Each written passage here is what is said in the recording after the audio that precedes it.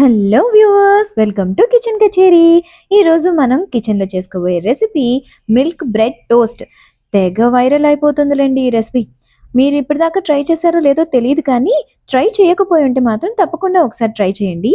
నేనైతే దీనికోసం milk bread use చేశాను, కానీ మీరు కావాలి అంటే మల్టీగ్రెయిన్ బ్రెడ్ కానివ్వండి, లేదంటే వీట్ బ్రెడ్ కూడా యూస్ చేసుకోవచ్చు.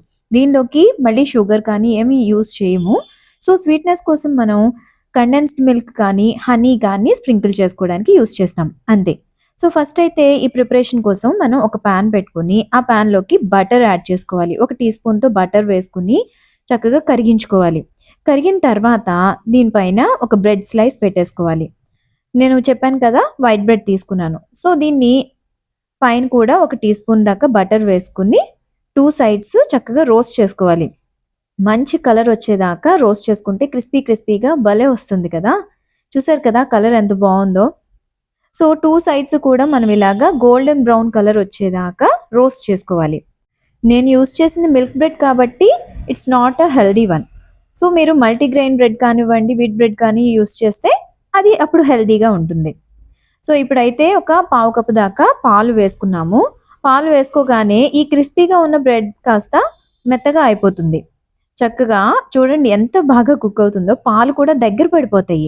పాలు మొత్తం బ్రెడ్ పీల్ చేసుకుంది, అలాగే పాలు కూడా ఎగిరిపోయాయి కదా. ఇప్పుడు బ్రెడ్ని చక్కగా టూ సైడ్స్ మళ్ళీ ఒక్కసారి అలా కాల్చుకుందాము. కలర్ చూసారా ఎంత సాఫ్ట్గా అయ్యాక కూడా ఎంత బాగుందో. ఇప్పుడు దీన్ని చాలా జాగ్రత్తగా ప్లేట్లోకి తీసుకోవాలి, ఎందుకంటే సాఫ్ట్గా ఉంది కాబట్టి విరిగిపోయే ఛాన్సెస్ ఉంటాయి.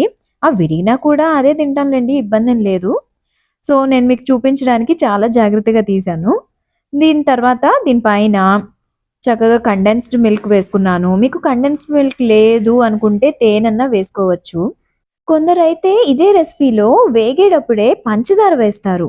అది ఒక మంచి క్యారమెల్ టేస్ట్ వస్తుంది. ఈసారి అది కూడా ప్రిపేర్ చేసి వీడియో పోస్ట్ చేసేస్తాను.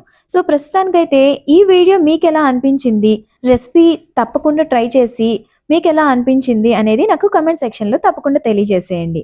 నా వీడియో కనుక మీకు నచ్చినట్లయితే లైక్ చేయండి, కమెంట్ చేయండి, షేర్ చేయండి, అలాగే నా ఛానల్కి సబ్స్క్రైబ్ కూడా చేసుకోండి. Thanks for watching. బాయ్.